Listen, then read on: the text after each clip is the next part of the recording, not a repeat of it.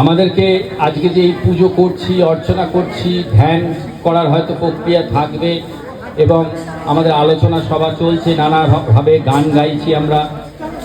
এটা আমাদের নারদ ভক্তি শাস্ত্রে বলছে, সর্বদা সর্বভাবেন নিশ্চিন্তেহি ভগবানেব ভজনীয়। চিরন্তন ঠাকুরের কথা ভেবে কাজ করা, এইগুলো আমাদেরকে চালিয়ে যেতে হবে প্রতিদিন। আমাদের এই যে সারাদিন কাজ করব, এই জায়গাতে আমাদের চারটে জিনিস আমরা দিনের শেষে গ্রহণ করব, তবেই আমরা বুঝবো ঠাকুরের জন্মদিন আমরা পালন করলাম। এক নম্বর হচ্ছে কনসাস লেভেল বা আত্মবোধের জায়গা থেকে আমরা যেটা করছি সেটা হচ্ছে একাত্তম, একটাই সত্য আবির্ভূত হচ্ছে এই বহু রূপে।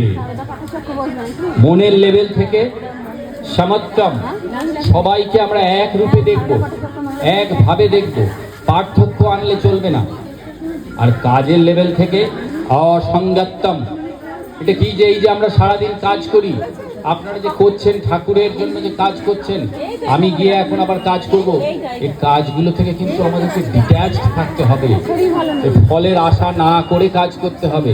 এই ডিট্যাচমেন্টটা আমাদেরকে শিখতে হবে, এটাই আমাদের অভ্যাস করাচ্ছে।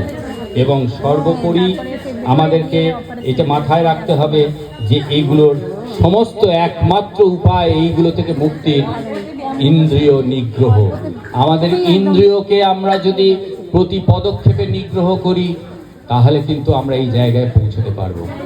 আমরা চাই যে আজকে এই ঠাকুরের জন্মদিনে, এই ঠাকুরের জন্মতিথিতে আমরা ঠাকুরের কথা প্রতি পদক্ষেপে, প্রতি মুহূর্তে যেন আমরা ভেবে চলি এবং মায়ের সেই কথাটা আমাদের মাথায় যেন থাকে, আমাদের নির্বাসনা করো মা, আমাদের যেন কোনো বাসনাহীন জীবন কাটাতে পারি।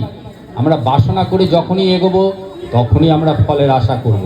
সেই ফলের আশা থেকে মুক্ত হয়ে আমরা সারা দিন যেন আজকে কাজ করি এবং প্রতিদিন এই কাজের পদক্ষেপ এবং কার্যপদ্ধতি যেন এইভাবে চালিয়ে যেতে পারি।